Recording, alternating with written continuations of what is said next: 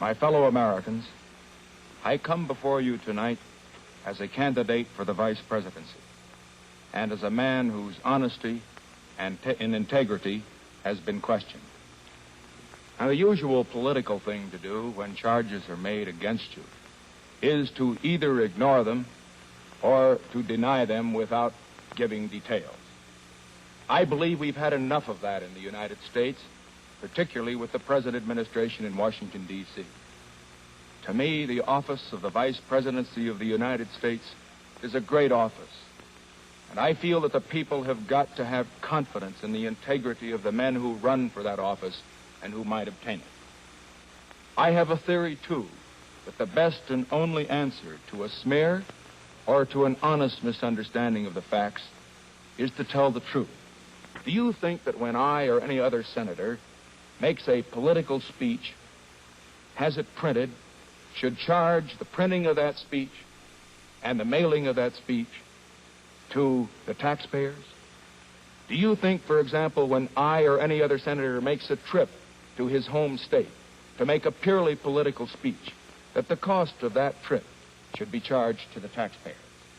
Do you think when a senator makes political broadcasts or political television broadcasts, radio or television, that the expense of those broadcasts should be charged to the taxpayers?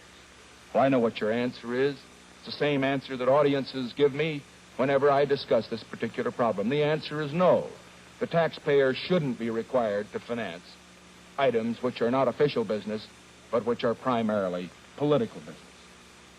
Well, then the question arises, you say, well, how do you pay for these, and how can you do it legally? And there are several ways that it can be done, incidentally, and that it is done legally in the United States Senate and in the Congress. The first way is to be a rich man. I don't happen to be a rich man, so I couldn't use that method. Another way that is used is to put your wife on the payroll. Let me say, incidentally, that my opponent, my opposite number for the vice presidency and the Democratic ticket, does have his wife on the payroll and has had her on his payroll for the past 10 years. Now, just let me say this. That's his business, and I'm not critical of him for doing that. You will have to pass judgment on that particular point. But I have never done that for this reason. I have found that there are so many deserving stenographers and secretaries in Washington that needed the work that I just didn't feel it was right to put my wife on the payroll. My wife's sitting over here.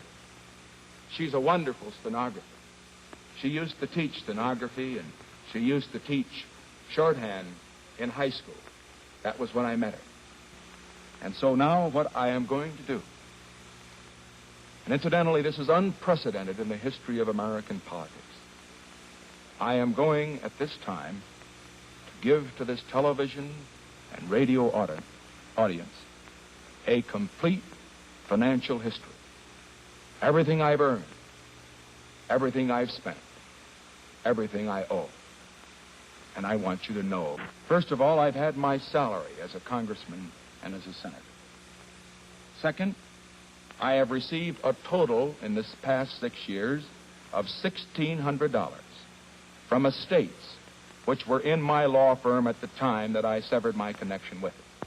And incidentally, as I said before, I have not engaged in any legal practice and have not accepted any fees from business that came into the firm after I went into politics.